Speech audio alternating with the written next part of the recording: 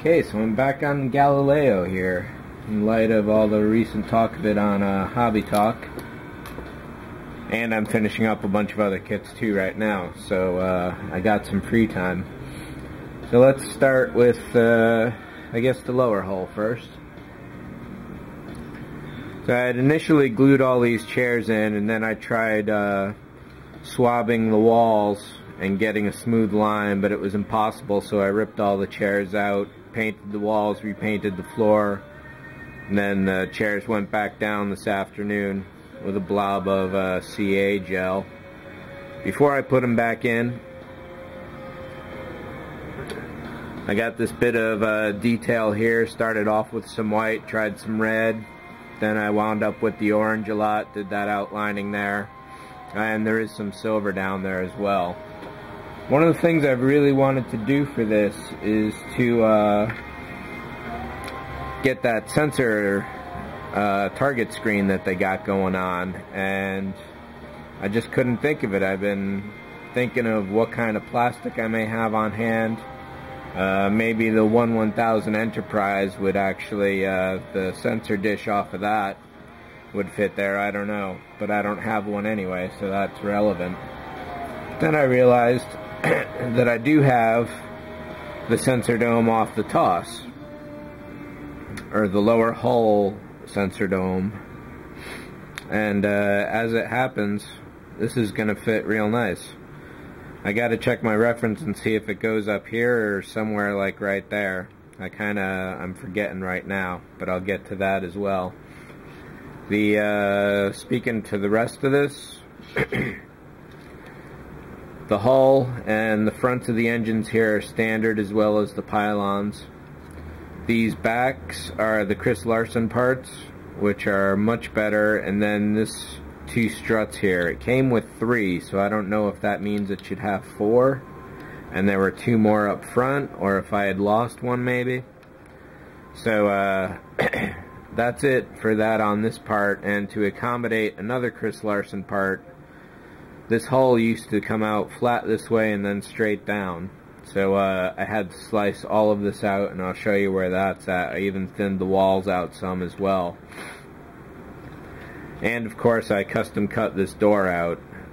This was otherwise a fully sealed shell if you did it that way. I did lose the extra Chris Larson stair that went just down here. So maybe that's a filler now. Yeah, I guess it would come out there.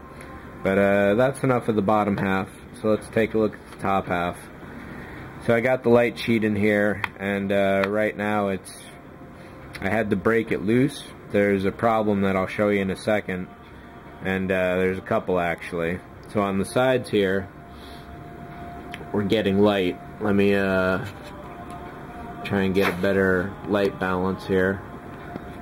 No. So at the very top ridge, there's that little streak of light. So I was trying to paint that out along the ways, and when I had painted back here, the paint seeped up between the light sheet and this clear plastic grill.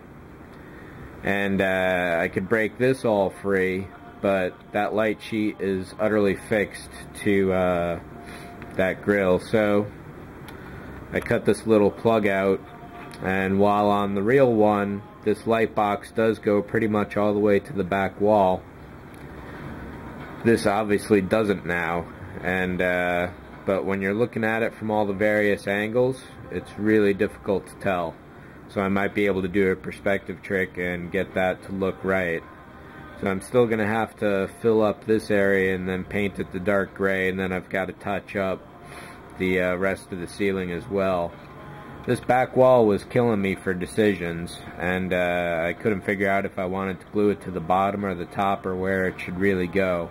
And as it turns out, for me at least, this needed to be glued to the top. This covers the whole light sheet, which goes right back there, and unfortunately I've glued this spare wall in, so I can't pull that out and show you the wiring back there, but we'll get to that, I guess. So I've got to fill in a couple of the edges here because this didn't really fit at all anyway.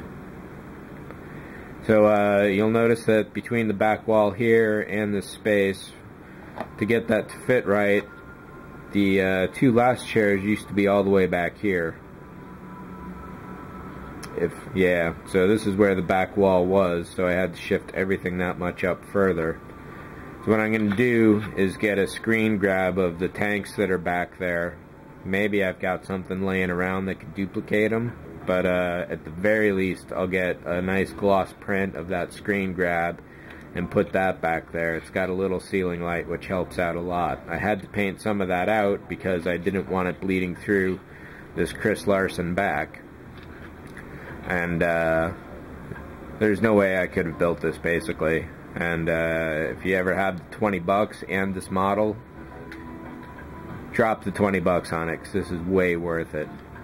So in addition to this roof line used to go all the way straight across, so I started to curve that down. And at one point I had put rails coming over the sides, but they proved to be too delicate, so I'm essentially giving up on that idea. So this won't be the Galileo, it'll be another shuttle from somewhere else. But the shuttle is part of a landing bay diorama. So the wire's going to run through the deck, through the hole in this nacelle, up under the line, behind this detail, and through this hole here, which comes out through the back wall.